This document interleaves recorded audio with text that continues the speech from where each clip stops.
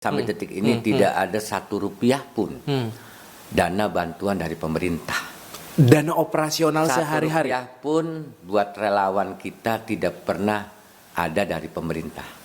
Sumber pendanaannya? Nah, kalau ngelihat langsung di lapangan, di lapangan. Kondisinya memang seperti itu. Orang yang sudah enggan menggunakan masker, bahkan hand sanitizer yang dulu harganya sempat melonjak karena semua orang pengen punya gitu ya. Sekarang udah jarang tuh yang kayak gitu.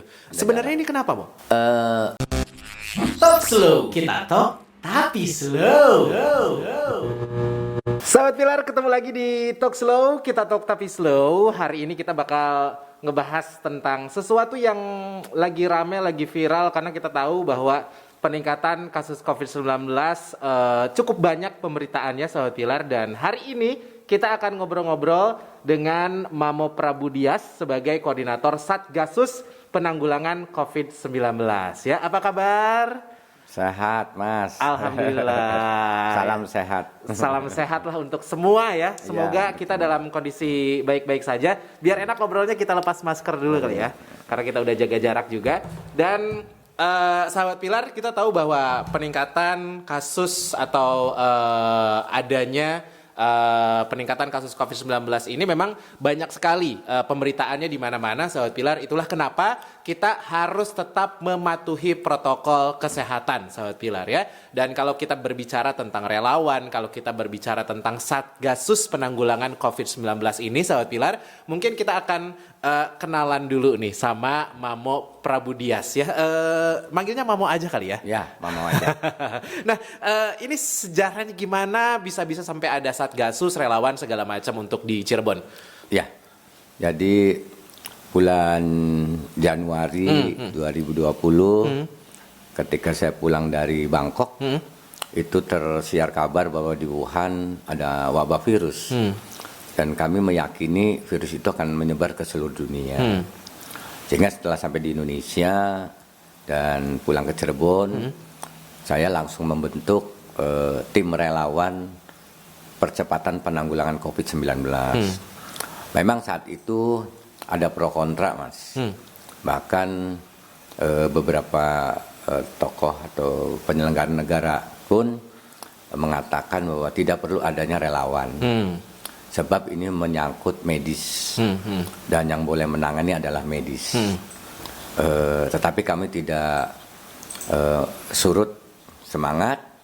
Kami tetap membentuk dengan jumlah relawannya masih sangat sedikit, Mas. 9 orang itu dari GMFKPPI dan dari Laskar Macan Ali. Memang kita semua di bulan-bulan awal COVID tidak tahu metode apa yang harus dilakukan. Karena memang virusnya jenis baru gitu jenis ya. baru, varian baru. Dan kita tidak tahu itu harus penyebarannya bagaimana dan lain-lain. Yang tahunya kan dari kontak pernafasan. Akhirnya solusi yang terbaik buat kami waktu itu adalah menghimbau, mensosialisasikan bahwa di dunia muncul virus baru namanya Corona 19 karena muncul di tahun 2019 dan masyarakat diminta hati-hati untuk menjaga kesehatan. Kita tidak tahu apakah masuknya varian itu karena imun atau apa, dan kita tidak tahu waktu itu. Nah, kita tetap sosialisasi. Nah, mobil kami dibuat sedemikian mungkin keliling-keliling kota Cirebon, Kabupaten Indramayu, Kabupaten Cirebon dan lain-lain, mengabarkan ke masyarakat bahwa ada jenis virus baru, varian baru namanya COVID-19, dan setiap hari kami update dari pemberitaan bahwa virus itu menyebarnya dari pernapasan, dari sentuhan dan lain-lain, dari air liur terutama. Nah, itu setiap hari kami keliling mengabarkan itu. Dan masyarakat bengong, Mas. Waktu itu? Bengong. Apa itu? Ini orang apa? Gitu. Ini apa? Bahkan saya sempat dipanggil bahwa tidak boleh untuk mengabarkan itu semua. Karena? Karena belum tentu masuk ke Indonesia. Oh, waktu itu ya? Ya. Tapi kami bilang sama Bapak pejabat tersebut bahwa kami tetap akan mensosialisasikan adanya virus varian bernama COVID-19. Minimal masyarakat dapat mencegah masuknya virus tersebut ke diri sendiri dan ke lingkungan di sekitarnya. Dan akhirnya mereka akhirnya ikut ke kami. Karena ketika kami terus melangkah, kita bersosialisasi dengan semua perlengkapan sendiri tanpa sumber dari yang lain, dan dianggapnya efektif. Waktu itu baru sosialisasi ya, sosialisasi bahwa ada virus namanya corona. Akhirnya mereka ikut ke kami, rombongannya ikut ke kami. Dan sampai saat ini ikut bergabung ke Satgas kami. nah itu dia ya. Ini kalau berbicara perjalanannya kan berarti cukup panjang ya, dari awal 2020-an. Berarti pas awal-awal tuh dana sendiri segala macem. Terus kenapa sebegitu kekehnya untuk sampai membentuk relawan dan akhirnya terbentuklah Satgas gitu kalau sekarang? Ya, sangat panjang ceritanya. Dan sampai detik ini Mas, bukan waktu itu aja, sampai detik ini tidak ada Rp1 pun dana bantuan dari pemerintah. Dana operasional sehari-hari Rp1 pun buat relawan kita tidak pernah ada dari pemerintah. Sumber pendanaannya? Nah, sumber pendanaannya dari urunan kami pribadi. Aduh. Di Satgas ini ada beberapa elemen masyarakat yang tergabung. Misalnya ada GMF KPPI yang pastinya Macan Ali. Kemudian ada Forum Lingkungan Hidup dan Budaya, ada PSMTI, ada INTI, ada Barisan Muda Tionghoa Indonesia. Kemudian ada teman-teman dari pesantren. Jadi ketika kita setiap hari dari pagi sampai tengah malam melakukan sosialisasi adanya virus COVID, karena ada tahapan-tahapan ya Mas. Itu kami bensin sendiri, makan sendiri, minum sendiri, semuanya serba sendiri. Bahkan kami bikin brosur nyetak itu dari fotokopi. Belum ke tukang cetak nih kan. Belum ya? Iya. Karena memang keterbatasan dana. Keterbatasan dan lain-lain lah. Itu tahap pertama. Iya. Ketika virus itu sudah masuk ke Indonesia, ketika ditemukan dari Depok, nah mulai merebak. Kita sudah punya informasi yang paling bagus, cara penanggulangannya untuk diri kita adalah memakai masker. Ketika itu. Nah saya coba mencari masker. Waktu itu satu dusnya masih harga 30.000 Mas. Awal. Karena sempat naik tuh harga masker tuh. Itu setelah booming di internasional harus pakai masker. Kita bisa mengumpulkan 17.000 masker. 17.000 masker. Ya, beli uangnya urunan. Waduh, luar biasa. Kemudian kami membeli masker dari kain di Tasikmalaya. Di Tasikmalaya kita beli yang satu Rp1.000. Rp1.000. Ketika masker itu sampai 750.000 per box yang isinya 50 pieces, masker kesehatan, masker operasi. Dan kita ketika mereka susah cari masker, kita sudah membagikan masker ke masyarakat, ke pasar-pasar. Wow, luar biasa. Jadi memang prosesnya di awal-awal cukup berliku, tapi karena kegigihan, kemauan gitu ya, ya rezeki ngalir begitu saja untuk saling membantu ya. Betul. Dan kami tidak pernah mengirim surat meminta sumbangan ke pihak luar selain dari Satgas, di kelompok Satgas sendiri. Jadi tidak ada surat minta keluar sumbangan apa.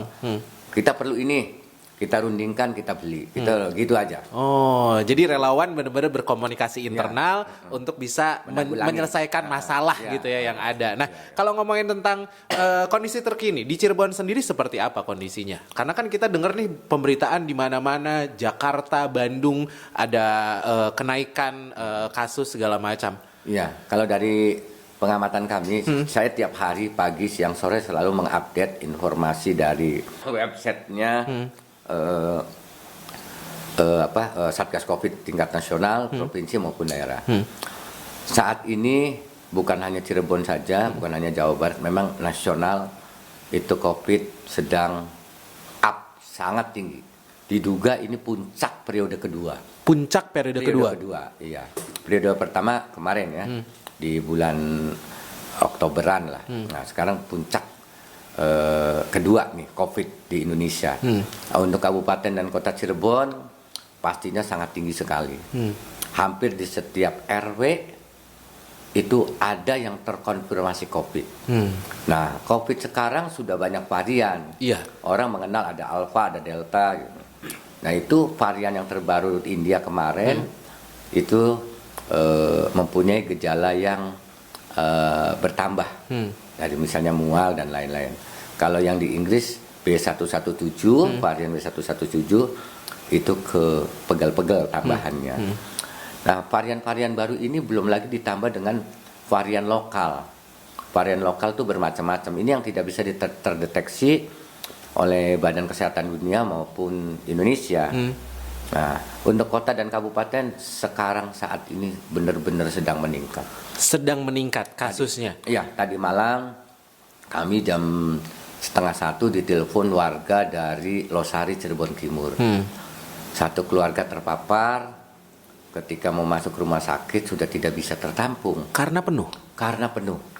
Jadi solusi yang terbaik adalah isolasi mandiri dengan melaporkan kepada puskesmas terdekat.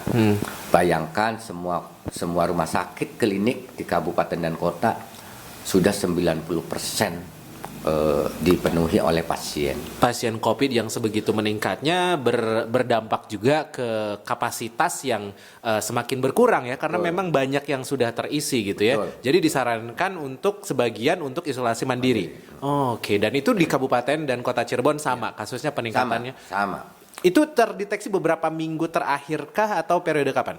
Di awal Juni sudah mulai terdeteksi. Oh. Di awal Juni mulai terdeteksi karena kami juga berdasarkan relawan itu kerja itu berdasarkan juga info-info dari gugus tugas tingkat nasional bahwa mulai ada peningkatan. Nah, peningkatannya adalah kalau menurut saya bukan dari selain dari katanya orang mudik katanya kemarin, bukan hanya itu. Tetapi dari kesadaran masyarakat yang berkurang. Kesadaran masyarakat yang berkurang untuk menerapkan protokol kesehatan. Ya, karena udah setahun lebih pandemi, orang-orang mulai ngerasa jenuh. Jenuh.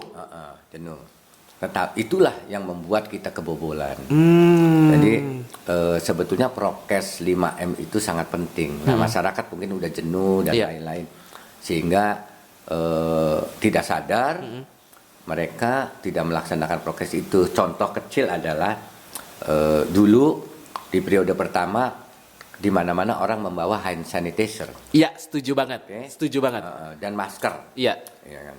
Tetapi sekarang saya monitoring keliling kota Cirebon, Kabupaten Cirebon, Indramayu, Majalengka, jangankan membawa hand sanitizer, orang pakai masker saja sudah berkurangnya hampir 50%.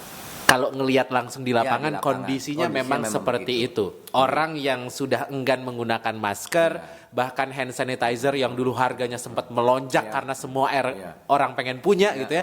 Sekarang udah jarang tuh yang kayak gitu. Sebenarnya ini kenapa, Mo? Selain faktor jenuh, orang-orang yang udah mulai lalai dengan protokol kesehatan yang 5M itu. Kalau saya dengan tim melakukan observasi, investigasi, analisa, mereka sudah jenuh. Itu yang pertama. Kedua, mereka melihat bahwa COVID sudah menurun. Iya, sempat kita dengar informasi seperti itu. Kemudian yang terkonfirmasi COVID juga dapat sembuh. Nah, itu yang membuat masyarakat pun lalai. Mungkin pemikiran COVID udah turun.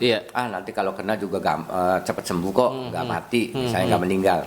Itu salah satu mungkin yang membuat masyarakat akhirnya tidak mewaspadai adanya virus corona. Iya. Nah, ketika Inggris dengan B117 merebak, ketika India kemarin merebak, masyarakat sudah acuh. Gitu. Padahal itu warning keras untuk kita di Indonesia bahwa tidak menutup kemungkinan itu pun terjadi. Betul. Dan kalau ngomongin tentang prokes atau protokol kesehatan, kita ingat banget sempat di jalan dimanapun ada razia protokol kesehatan, orang nggak pakai masker disanksi, sanksi sosial, denda segala macam, tempat usaha juga begitu. Apakah ada pengaruhnya ketika razia sudah mulai kendur gitu, terus masyarakat kayak yang dulu memang takut kena razia nih gitu, takut kena denda segala macam, hubungannya sama apa yang sekarang terjadi? Iya. Dulu waktu awal-awal adanya penerapan ketentuan bagaimana aparat mensosialisasikan dan menekankan kepada masyarakat untuk melaksanakan prokes, masyarakat memang takut dan segan, apalagi ada penyekatan di mana-mana. Iya. Tetapi sekarang masyarakatnya pinter, Mas. Masyarakatnya pinter. Iya, ketika di depan ada razia, baru maskernya dipakai. Oh. Ketika tidak di dalam mobil atau memakai kendaraan umum atau motor, nggak ada petugas, dia tidak pakai masker. Ya, tapi maskernya dikantongin gitu loh. Iya. Nah, itu salah satu Oke.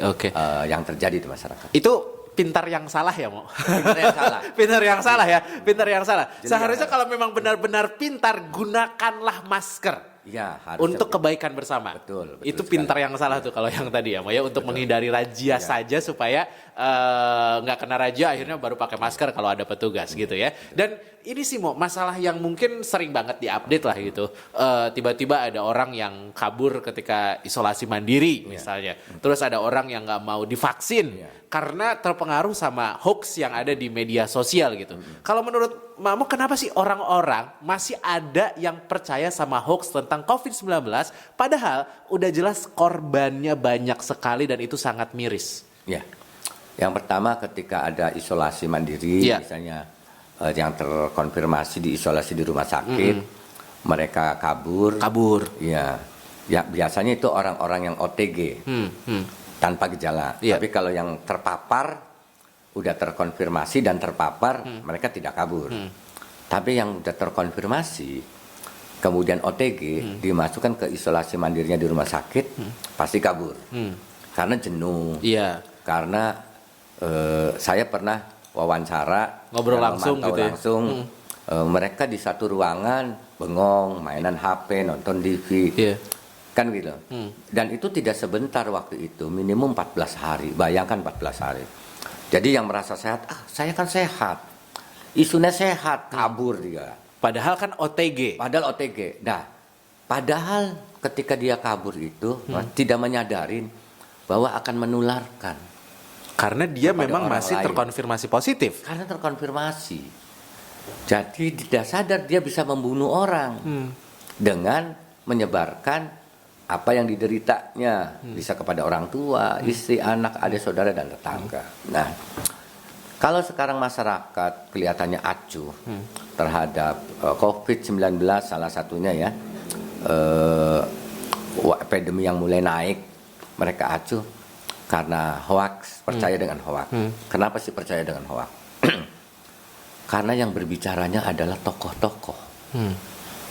Yang saya lihat ada oknum dokter, ada tokoh partai, ada selebritis dan lain-lain. Bahwa virus itu A sampai Z. Bahwa vaksin itu A sampai Z. Ada lagi bisa pembekuan darah lah segala macam membuat kematian. Itu yang membuat masyarakat akhirnya segan untuk divaksin. Iya, soalnya sampai ada videonya divaksin gitu di luar negeri, divaksin terus ditempelin koin nempel gitu ya. Itu yang kayak gitu-gitu sebenarnya bahaya ya. Sangat bahaya. Sangat bahaya ya. Yang menyebarkan itu, misalnya contoh saya dokter, kemudian mempunyai analisa bahwa COVID itu A sampai Z, harusnya tidak perlu diekspos ke publik. Tetapi memberikan masukan kepada Satgas COVID nasional atau kepada Menteri Kesehatan, Kementerian Kesehatan dan lain-lain.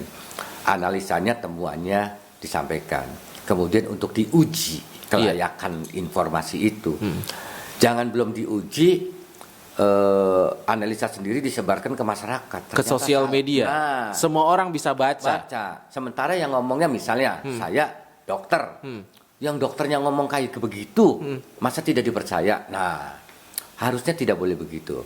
Kemudian ada oknum partai dan lain-lain kan dibawa ke ranah politik. Iya. Karena tidak suka dengan pemerintahan sekarang, dibawa ke ranah politik. Itu maunya pemerintah. Itu hanya untuk anggaran A sampai Z. Padahal kalau kita secara universal melihat berita di dunia, bukan Indonesia, seluruh dunia terpapar. Seluruh dunia mengalami pandemi yang sama, Pandemi yaitu yang sama, COVID-19. Dan pemerintah juga tidak mau kelabakan sendiri. Maaf Mas, di rumah sakit di Indonesia itu kekurangan ventilator. Bukan hanya di Indonesia, di seluruh dunia. Ketika saya membantu 6 ventilator senilai 4,5 miliar, hampir 4,5 miliar ya. Cuma-cuma kepada beberapa rumah sakit. Itu salah satu asisten Kabupaten Cirebon mengatakan begini. Pemda mencoba membeli ventilator kepada perusahaan produksi ventilator di luar negeri dengan harga hampir 800 juta. Indennya 10 bulan. Iya. Setelah 10 bulan uangnya dikembalikan. Kecuali mau indennya 2 tahun. Itu seluruh dunia, rumah sakit, klinik, poliklinik dan lain-lain. Kalau di luar negeri ada puskesmas, termasuk puskesmas itu membutuhkan ventilator. Ventilator itu adalah alat bantu pernapasan elektrik untuk pasien penyakit apapun yang harus disuplai oksigen murni. Bayangkan berapa juta ventilator dibutuhkan di dunia. Di seluruh dunia. Di seluruh dunia. Makanya pemerintah tidak akan menyusahkan diri sendiri dengan mengada-ada bahwa virus itu ada padahal nggak ada. Karena memang dibutuhkan ventilator, alat kesehatan yang begitu mahal dan sulit. Dan melihat kondisi itu kami bekerja sama dengan salah satu perusahaan di mana perusahaan tersebut mampu membuat ventilator dan alhamdulillah kemarin pandemi COVID yang melonjak di Kudus kami membantu 6 ventilator, wow. 5 ventilator, hampir berapa miliar gitu. Wow, itu jumlah yang sangat besar secara nominal rupiah dan juga arti yang sangat besar untuk yang dibantu karena ventilator itu salah satu alat yang sangat dibutuhkan ya. Sangat sekali. Sangat dibutuhkan. Terutama untuk pasien COVID ya. Kemarin saya ngontrol ventilator yang kami bantu di Rumah Sakit Arjawinangun 2. Rumah Sakit Walet 2 dan kemarin kami merancang bangun ventilator di Rumah Sakit Gunung Jati. Iya. Dan alhamdulillah sangat bermanfaat. Respon dari mereka ketika mendapatkan bantuan ventilator? Ya, pastinya mengucapkan terima kasih dan pastinya ada bantuan alat medis apa lagi? Tetap pertanyaannya apa lagi gitu ya? Karena memang butuh banget ya. Sangat Mas, sangat. Ventilator itu sangat, bukan hanya COVID ya, tapi semua pasien terpapar penyakit apapun ketika membutuhkan asupan oksigen, ventilator inilah yang membantu. Boleh nanya nggak sih? Ini kan harganya ratusan juta. Kalau di total sekian ventilator, sekian miliar gitu ya. Itu dananya dari mana? Itu uang yang tidak sedikit gitu. Ya, jadi kebetulan saya pribadi mempunyai teman relasi sebuah factory, sebuah pabrik bergerak di bidang elektronik. Kemudian ngobrol-ngobrol bahwa bisa nggak kita sih anak bangsa ini membuat ventilator gitu. Direspon sama mitra kami, oh bisa saja kalau memang mau buat sih, toh begitu saja ya, tapi kok mahal sekali. Iya. Bahkan ada yang 1,5 miliar gitu kan. Akhirnya factory mitra kami membuat anak-anak bangsa kita yang buat dan jadi diuji medis, uji klinis, bahkan Pak Presiden sendiri yang meresmikannya. Nah, dalam suasana COVID, seluruh Indonesia semua drop, termasuk ekonomi, termasuk penghasilan, anggaran dari masyarakat kepada pemerintah. Jadi anggaran pemerintah sangat minim karena terfokus kepada yang terpapar. Saya bilang, perusahaan kan wajib punya dana CSR ya, CSR. Di pabrik you ada nggak? Ada. Ya sudah CSR-nya tolong dibuatkan ventilator dan dibagikan ini sangat bermanfaat sekarang.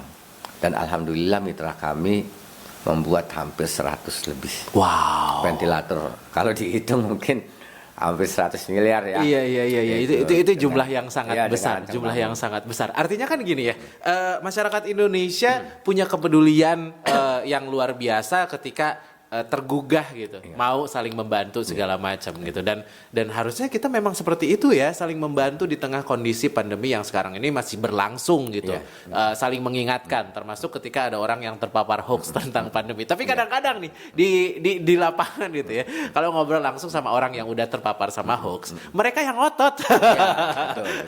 mereka yang ngotot. Itu merespon orang-orang yang seperti itu harusnya kayak gimana sih? Ya, jadi Mas, kami ini merekrut relawan ya Mas. Iya. Dari 9 orang sekarang hampir kita punya relawan 40 orang. Ada dokter, ada pengusaha, bahkan ada tukang beca. Nah, ketika kami melakukan tahapan bagaimana sosialisasi tentang bahaya COVID itu, dari mulai sosialisasi uar-uar ke masyarakat, pembagian masker, ketika mulai ada lockdown di mana-mana, ekonomi mulai agak ambruk nih, karena semua bidang usaha close. Nah, kami membagi-bagikan sembako, Mas, kepada orang yang usahanya menjual jasa. Misalnya contoh supir angkot, kemudian tukang beca, guru ngaji, kemudian pedagang asongan, kemudian buruh angkut. Nah, itu kami bagikan. Kemudian setelah itu kita melakukan penyemprotan disinfektan. Ketika pemerintah menyemprotkan disinfektan di jalan raya, kami nangis, Mas. Karena virus COVID itu kalau kena panas di atas 50 derajat pasti mati. Jadi kalau virus itu di jalan gak perlu disemprot disinfektan yang saat itu lagi langka. Nah, sekarang disinfektan langka dimasukkan ke pemadam kebakaran, disemprotin di jalan-jalan, di trotoar. Saya nangis, kenapa? Saya punya tim khusus untuk melakukan penyemprotan disinfektan. Kalau Mas mau tahu, sangat kesulitan mencari disinfektan. Saat itu? Saat itu. Padahal kami punya duit jutaan. Iya. Kalau sekarang beredar di masyarakat, bikin aja sendiri, ada Baiklin, ada segala macam, ya kan? Ada obat pemutih lah, ada Wipol lah. Bisa dibayangkan nggak, Mas, ketika kita semprotkan di tempat-tempat yang tersentuh tangan anak kecil, ketika sudah disemprotkan disinfektan buatan sendiri dengan bermacam-macam alat pembersih, pegang tangannya ke situ, kemudian makan gorengan atau makan kue, masuk tertelan, mati, meninggal. Bahaya juga. Jadi kami yang cari yang go green. Dan alhamdulillah kami bisa membeli disinfektan go green di Jakarta, dan kami menggunakan itu. Dan alhamdulillah, Mas, hampir 110.000 tempat kami semprot disinfektan gratis di wilayah kota dan kabupaten Cirebon. Bahkan sampai ke Tegal. Karena di Tegal minta. Ada sekelompok komunitas meminta di Tegal. Akhirnya kami berangkat ke Tegal untuk menyemprotkan disinfektan. Dan seluruh puskesmas yang ada di kota Cirebon kami yang nyemprot. Wih, luar biasa ya. Tempat ibadah, masjid, vihara, pura, itu kami yang nyemprot. Gratis, Mas. Gratis. Padahal waktu itu sempat langka banget tuh disinfektan ya. Langka sekali. Makanya kenapa kami menangis? Kami perlu disinfektan tuh urunan, Mas. Bahkan ada namanya tukang beca, namanya Arifin. Dia ngebeca dari 4 pagi sampai jam 9 pagi. Setelah ngebeca, asal dapat duit, dia jadi relawan sampai jam 12 malam tanpa dibayar. Melakukan penyemprotan disinfektan, membagikan masker, ngasih sembako, tidak memikirkan diri sendiri. Itulah relawan. Relawan yang memang tujuannya mulia untuk membantu, untuk membantu. Itu perjalanan kita. Kemudian kita ketemu orang. Maaf ya, waktu awal-awal. Urusan mati urusan di Gusti Allah. Iya. Bayangin doktrin orang begitu. Sementara ini masyarakat harus percaya adanya COVID. Karena udah terbukti di Wuhan dan bahkan di Ethiopia, di mana-mana sudah tergeletak orang. Akhirnya saya menghadapi orang yang doktrinnya begitu, Mas. Urusan mati urusan Gusti Allah, kan gitu loh. Iya. Covid juga belum tentu ada, bayangin. Apa yang harus kita hadapi? Saya mendatangi ulama-ulama. Apakah pernah ada wabah di zaman dulu, terutama di zaman Rasulullah? Ada salah satu kiai bilang begini, dulu saat Umar, Sayyidina Ali dengan membawa ribuan orang ingin berhaji, berangkat ke Mekah. Ketika masuk perbatasan Mekah, ada orang dari dalam Mekah menyetop rombongan Sayyidina Ali. Sayyidina Ali, jangan kau masuk ke Mekah, karena Mekah saat ini sedang ada wabah yang mematikan. Kemudian Sayyidina Ali berkata bahwa, baiklah kalau begitu, saya akan kembali. Saya tidak akan menjemput ajal. Padahal beberapa ulama mengatakan bahwa Sayyidina Ali, Umar, Utsman semua itu ahli surga. Dijanjikan oleh Rasulullah adalah orang yang ahli surga. Jadi kalau saya dibilang ahli surga saat itu saya mau mati. Karena pasti masuk surga kan? Karena udah jelas masuk Sudah surga. masuk surga. Tapi Sayyidina Ali mengatakan bahwa aku tidak akan menjemput ajal. Kembalilah ke Madinah. Sekelas Sayyidina Ali saja tidak mau menjemput ajal. Walaupun ajal itu goib, urusan Allah Subhanahu wa taala. Tapi Sayyidina Ali berharap tidak akan dapat ajal dulu. Akhirnya saya bilang begitu ke masyarakat. Iya. Hidup, mati, jodoh, rezeki adalah urusan Allah, tapi manusia berusaha agar tidak kita masih diberi kesempatan waktu umur untuk bertobat, untuk bersedekah dan lain-lain. Ya jangan menjemput ajal. Ketika terjadinya virus dan itu terbukti membunuh, ya kita waspada. Kan gitu, berusaha dulu. Kemudian setelah berusaha terkena wabah, ya itu namanya sudah waktunya ajal, bukan kita menjemput ajal. Itu yang dijelaskan. Itu yang dijelaskan. Itu yang dijelaskan. Dan terbukti Mas, maaf. Sekarang para tokoh-tokoh yang dulunya mengatakan sudah sholat nggak apa-apa, ini nggak apa-apa, ke pasar nggak apa-apa, itu urusannya Allah. Terbukti sekarang mereka yang kebanyakan terkena konfirmasi COVID. Dan alhamdulillah diberi kesehatan kembali. Nah itu dia ya. Jadi memang benar-benar ada virusnya dan harus tetap waspada. Nah kalau ngomongin tentang vaksinasi, proses vaksinasi di Cirebon sendiri udah sampai tahap mana? Karena tadi sempat lihat juga nerima telepon orang mau divaksin. Ya, jadi gini Mas, saya adalah penerima vaksin pertama di Cirebon. Di Cirebon. Pertama. Iya. Penerima vaksin pertama. Kami ini relawan Mas, tidak digaji, tidak dikasih honor, semuanya pergerakannya dengan sukarela, biaya sendiri dan lain-lain. Ketika pemerintah mulai mengimpor vaksin untuk diberikan kepada masyarakat pada ketakutan Mas. Kenapa ketakutan? Ada yang bilang ada serum babinya lah, ada yang nanti mematikan lah. Dari luar negeri masuk melalui vaksin sebetulnya racun untuk pembunuhan bangsa Indonesia, macam-macam. Hoaxnya macam-macam. Macam-macam. Dan ada yang berani tokoh-tokoh nasional, dokter dan lain-lain, oknum ya, mengatakan bahwa belum ada uji klinis dan lain-lain. Tapi kami sudah berkampanye. Ayo kita vaksin. Vaksin itu bukan untuk mencegah atau menangkal virus corona Mas. Tetapi vaksin itu untuk membantu imun kita agar selalu stabil. Tetapi kita tetap harus waspada walaupun sudah divaksin. Kita udah kampanye, ayo vaksin, ayo vaksin. Nah begitu vaksin itu datang, agar masyarakat mau, saya harus jadi contoh dengan beberapa unsur Forkopimda. Saya penerima vaksin pertama. Nah kemudian saya sebarkan, aku sudah divaksin. Di medsos di mana-mana. Ketika orang bertanya apa rasanya? Rasanya setelah divaksin efeknya ngantuk aja sama pengen makan terus. Waktu itu. Sinovac ya. Dan terbukti sampai sekarang saya alhamdulillah selalu fit. Saya sebarkan itu kepada masyarakat. Ketika masyarakat mulai ini mau divaksin, terbalik sekarang. Kesulitan untuk nyari vaksin. cari vaksin. Oh. Ya kan? Pemerintah berganti-ganti metode cara memvaksin orang. Sekarang yang lagi menjadi prioritas adalah vaksinisasi untuk lansia atau manula yang minimum 50 tahun. 50 tahun ke atas. Iya.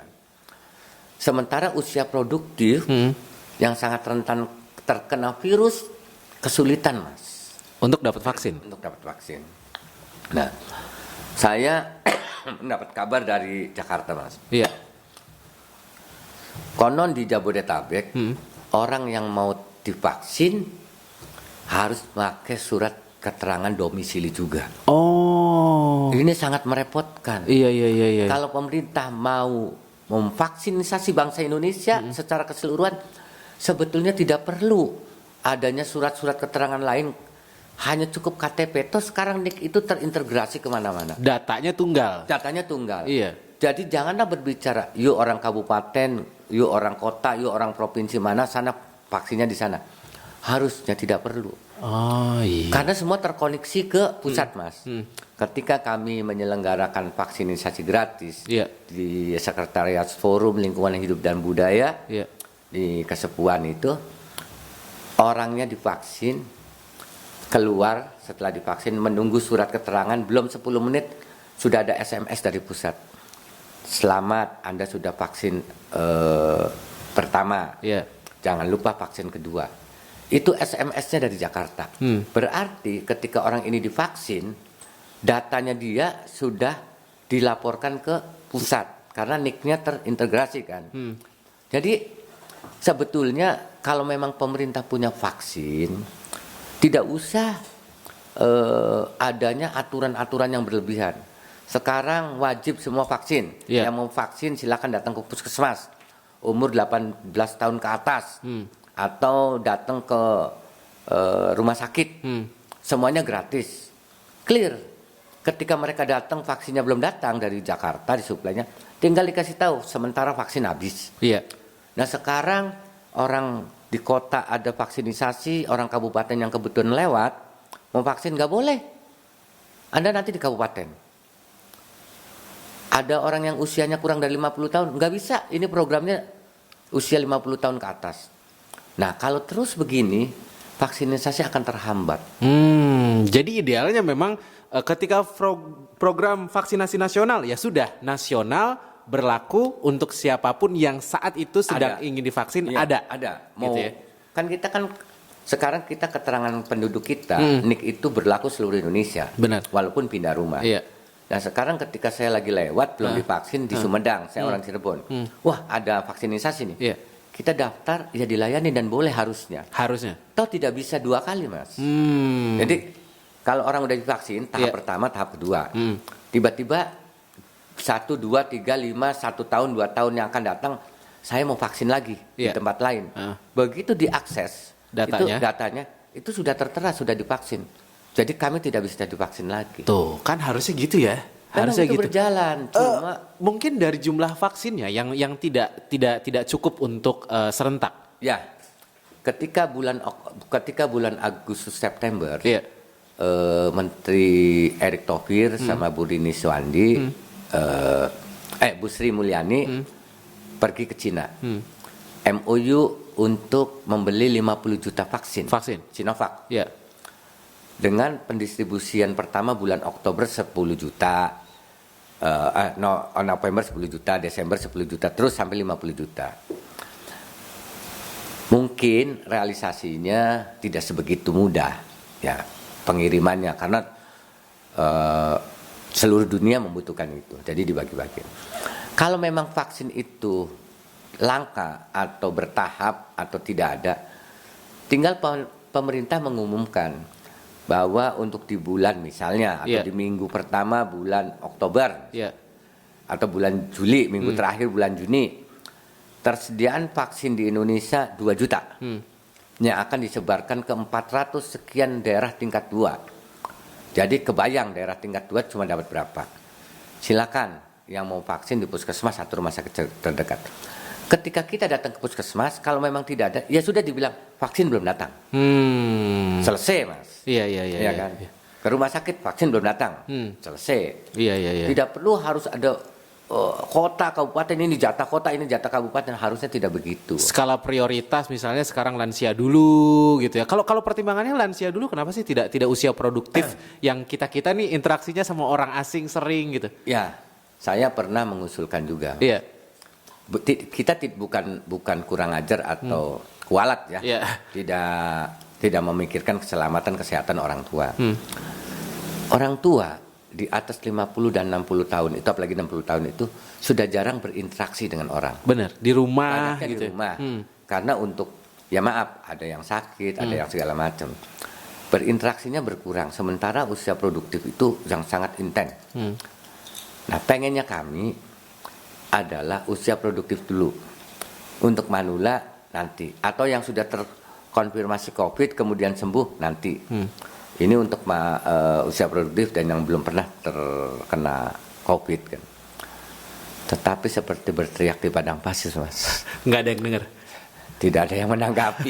Padahal sudah bikin surat resmi kemana-mana kan. Iya. Itu kira-kira lah.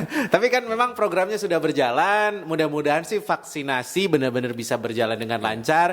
Dan masyarakat yang memang sudah mendapatkan panggilan, sudah mendapatkan undangan untuk vaksinasi, segera berangkat gitu. Jangan ragu untuk divaksinasi karena memang untuk kebaikan bersama gitu ya.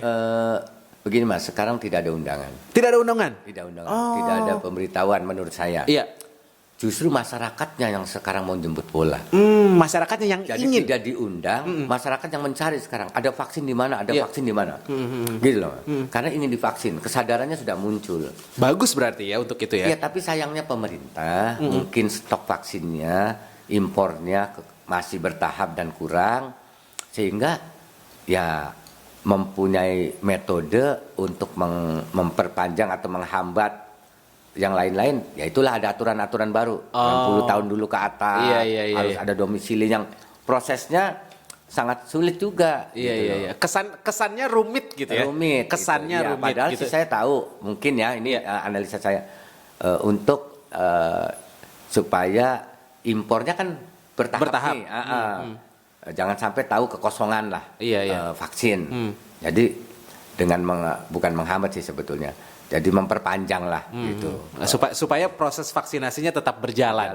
Iya gitu. Jadi memang secara antusiasme vaksinasi sudah mulai terlihat tuh masyarakat merasa ingin divaksin gitu. Dan mudah-mudahan pemerintah juga bisa tuh menyanggupi dalam tanda kutip keinginan masyarakat untuk divaksin dengan jumlah vaksin yang juga sesuai dengan kebutuhan dari masyarakat Indonesia gitu ya. Ya, itu pemerintah pusat ya. Ya, pemerintah pusat. Pemerintah pusat tuh harus segera dengan berbagai cara memenuhi kebutuhan vaksin di Indonesia yang sekitar 200 juta lebih dengan berbagai cara. Dengan berbagai cara. Karena di daerah tuh menunggu vaksin dari pusat. Tetapi sekarang suplainya kan misalnya contoh Dinas Kesehatan Kota Cirebon meminta vaksin ke Jakarta tuh 8.000 vaksin. Yang datangnya 1.000 Mas. Jauh banget dong. Sangat jauh sekali. Dari permintaan. Iya, jadi bukan kesalahan di daerah sebetulnya. Kalau kita tidak berbicara salah dan benar. Di daerah tidak boleh disalahkan. Karena memang suplainya segitu. Sekarang tinggal pemerintah pusat bagaimana segera mengimpor vaksin. Itu yang pertama Pak. Terus yang kedua Mas, ini di masyarakat kan selalu bertanya kalau mau divaksin. Iya. Vaksinnya apa? Nah itu tuh yang sering banget dipertanyakan ketika antusiasmenya sudah mulai banyak. Sekarang udah mulai nanya-nanya merek. Ya. Sinovac atau AstraZeneca? Iya benar. Sinovac atau semua rata-rata begitu. Iya. Kenapa begitu? Karena ya itulah. Orang tua kita juga yang pinter-pinter nih di pusat tuh selalu mengambil panggung kali ya oknum-oknum orang tua kita nih supaya dianggap pinter dan hebat, mengatakan bahwa vaksin ini dampaknya ini, vaksin ini dampaknya ini. sehingga membuat orang takut. Gitu loh. Beda dengan saya, Mas. Ketika mau divaksin pertama sebagai sampel, saya bukan takut vaksinnya, Tapi takut jarumnya. Nah, kemudian Mas, akhirnya muncul hoak Iya. bahwa kalau Sinovac begini, AstraZeneca begini, sehingga orang, oh Sinovac sih efeknya misalnya, efeknya tidak berat, cuma ini. Kalau AstraZeneca katanya pembekuan darah dan lain-lain. Sebetulnya tidak juga. Sama dengan anak-anak kita dulu diimunisasi. Kalau sudah diimun, pasti 1-2 hari ada demam, agak demam. Kenapa demikian? Ya karena kan si serum itu beradaptasi dengan metabolisme tubuh kita. Jadi wajar kalau ada kontra di dalam, tapi kemudian akhirnya bisa menyambung. Itu semuanya wajar. Semuanya wajar. Ya wajar. Jadi jangan takut, jangan nanya merek. Iya. Yang mana nih, yang mana nih gitu ya. Padahal sih yang pastinya sudah uji klinis dan sudah uji medis dan sudah disetujui WHO. WHO itu Badan Kesehatan Dunia. Apapun orang ngomong WHO, tapi buat saya bahwa WHO adalah Badan Kesehatan Dunia yang bertanggung jawab untuk semua jenis vaksin yang diproduksi oleh berbagai negara dan disebarkan ke seluruh warga dunia untuk digunakan. Saya kira itu jauh sekali kalau misalnya ada misi-misi hal yang aneh-aneh lah yang sering banget kita baca di hoax-hoax itu gitu ya. Dan berarti vaksinasi sudah, kemudian juga masyarakat juga memang harus lebih sadar lagi untuk tetap menerapkan protokol kesehatan gitu. Dan kedepannya langkah-langkah yang dilakukan oleh relawan itu apa aja mungkin target-targetnya? Ya, jadi sekarang relawan itu piket ya 24 jam kita di posko Satgas relawan COVID. Tetap kami terus bergerak mensosialisasikan masyarakat bahwa jangan lengah dengan virus Corona 19 sebab berdasarkan informasi dan laporan bahwa muncul varian-varian baru yang lebih katanya lebih ganas gitu loh kan, seperti di India dan di Inggris. Nah itu tetap harus diwaspadai. Kita tetap sosialisasi bahwa walaupun kita sudah divaksin, kita tetap waspada. Prokes 5, sekarang sudah 6 Mas. 6M? Iya, M yang ke-6-nya itu vaksin. Ayo kita laksanakan 6M. Salah satunya ayo kita vaksin juga, jadi udah 6M kita. Mau divaksin gitu ya? Iya, mau divaksin. Nah itu tetap harus kita pegang. Agar dengan kita melaksanakan prokes itu minimum bisa meredam untuk ekspansinya virus-virus varian baru, termasuk virus-virus yang muncul di lokal. Itu bisa kita singkirkan dari diri kita sendiri. Oke, dan untuk kantornya, lokasinya Satgasus di mana tempatnya? Jalan Alun-Alun Timur nomor 37 Kesepuan, Mas. Di sana 24 jam. Jadi saya juga terus beriklan kemana-mana bahwa apabila membutuhkan bantuan, misalnya untuk penyemprotan disinfektan di rumah warga yang terpapar, di kampung, Baperkam, tempat ibadah, silakan menghubungi kami, gratis. Tidak dipungut biaya. Ya, dan program kami juga Bakti untuk Negeri ini akan terus berjalan. Minggu depan kami akan membagikan ribuan sarung tangan karet kepada misalnya penyapu jalanan, kemudian penjual pasar di pasar tuh, jual sayur, ikan dan lain-lain, kemudian tukang sampah. Kita akan bagikan kaos tangan karet, sehingga minimal bisa bersih tangannya. Kemudian membagikan Masih tetap kami membagikan Masker. Masih tetap. Oke, jadi memang kegiatannya masih cukup padat gitu ya, sosialisasi, memberikan bantuan gitu, dan untuk masyarakat juga yang merasa membutuhkan bantuan gitu ya, akan dibantu juga tanpa biaya gitu ya. Tapi kalau misalnya masyarakat ada yang mau ngebantu gitu, datang ke Satgasus, ke relawan misalnya, datang saya mau nyumbang anu gitu, mau ngebantu anu, boleh gak sih? Atau mau jadi relawan, saya mau ikut gitu. Kalau pengen jadi relawan, kami senang sekali Iya. dengan bertambahnya power berarti. Kalau mau berpartisipasi, donasi, pasti kami terima. Karena akan kita kembalikan ke masyarakat. Misalnya contoh, kami kerjasama dengan UPT Farmasi. Iya. Pengadaan vitamin C. Vitamin C ini ternyata sebuah vitamin untuk membantu imun tubuh, bukan untuk mencegah, bukan, membantu peningkatan imun tubuh. Rencana minggu depan kami akan bagikan 25.000 vitamin C. Wow, banyak ya? Ya, Banyak banget itu, Pak. Iya. 25.000. iya, kami sudah ada dan kami akan bagikan ke masyarakat. Wow, jadi memang programnya masih terus berjalan. Masih. Dan mudah-mudahan terus diberikan kesehatan, diberikan kekuatan gitu ya. Dan semoga harapan kita bersama pandeminya akan segera berakhir. Dan kita jangan lelah untuk menerapkan protokol kesehatan gitu Dan ya. gini Mas, Iya. ketika di bulan pertengahan ya, Iya. di pertengahan COVID periode pertama, itu kami mengumpulkan semua ketua RW sekota Cirebon Untuk? sosialisasi bagaimana penanganan apabila warganya terpapar COVID. Oh iya, betul. Ini mungkin bisa dijelasin sih sedikit tentang apa sih yang harus dilakukan, misalnya kita punya anggota keluarga yang terpapar COVID-19 atau mungkin ada yang tahu tetangganya terpapar COVID-19. Ya. Jadi kami mengumpulkan hampir seluruh RW, 200 sekian RW, 60 sekian RW sekota Cirebon di satu tempat. Iya. Kami mengundang tutor dari Dinas Kesehatan, Satgas Covid, pesertanya kemudian pulang dikasih petunjuk-petunjuk, Mas. Jadi apabila kita mempunyai tetangga atau keluarga yang terkena COVID, nggak usah panik, Mas. Yang pertama, orang tersebut ditaruh di sebuah tempat, misalnya keluarga kita lah. Iya. Ya sudah di kamar saja. Segala kebutuhannya kita suplai. Kemudian jaga jarak. Iya. Kalau satu rumah jaga jarak. Jangan terlalu dekat gitu kan. Kurangi interaksi, ngobrol dan lain-lain.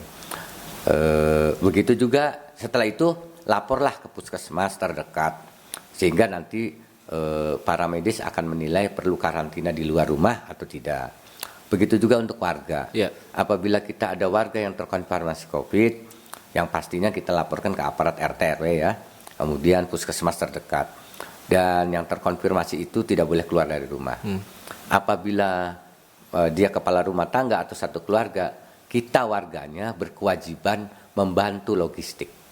Oh iya, itu yang sering lupa, Iya, bahwa harus membantu orang logistik. yang kena COVID-19 isolasi mandiri di rumah juga masih butuh makan, Makanan. masih butuh minum, Iya. dan itu butuh bantuan dari warga Ya, sekitar dari kadang-kadang. warga sekitar, Iya. kita harus peduli. Iya. Nah, itu yang kami sarankan kepada, alhamdulillah ternyata meleset dari dugaan kami. Ketika kami sosialisasi misalnya 2 jam, ternyata bisa 4 jam. Kenapa 4 jam? Ternyata banyak ketua RW yang tidak tahu. Dan akhirnya bisa tahu juga. Akhirnya bisa tahu. Jadi banyak dialog, banyak pertanyaan. Dan kami sangat bergembira, ternyata direspon. Kemarin kami ketika menjelang sekolah tatap muka, kami kemarin tanggal awal Juni Iya. melakukan sosialisasi percepatan penanggulangan COVID dalam rangka menghadapi belajar tatap muka. Kami mengundang semua kepala sekolah SD, SMP, dan SMA sekota Cirebon. Alhamdulillah sukses juga. Sukses Dan juga. itu semua biaya sendiri. Oh. Semua iya. peserta dikasih mini bag yang isinya hand sanitizer, sabun, masker, buku petunjuk, vitamin dan lain-lain. Oh, jadi memang sosialisasi itu terus dilakukan gitu ya ke warga secara langsung, yang mau PTM pihak sekolah juga diundang secara langsung dan memang informasi-informasi itu harus terus disampaikan supaya bisa sampai ke masyarakat dengan baik bahwa kita memang ada di tengah-tengah pandemi dan hal-hal yang berkaitan dengan protokol kesehatan harus tetap dilakukan ya. Terima kasih Mamo Prabudia sudah ngobrol-ngobrol di Talk Slow dan semoga terus terjaga kesehatannya, bisa terus semangat karena memang sepertinya aktivitasnya padat sekali ya. Minta doanya dan supportnya dari seluruh warga bangsa bahwa kami relawan tidak akan pernah berhenti, kami tetap semangat bakti untuk negeri agar semuanya kembali normal, betul sekali ya. Itu sahabat Pilar ngobrol-ngobrolnya Pemandika hari ini di Talk Slow, kita talk tapi slow. Jangan lupa untuk like, komen, dan juga subscribe YouTube Pilar Radio Channel. Talk Slow, kita talk tapi slow.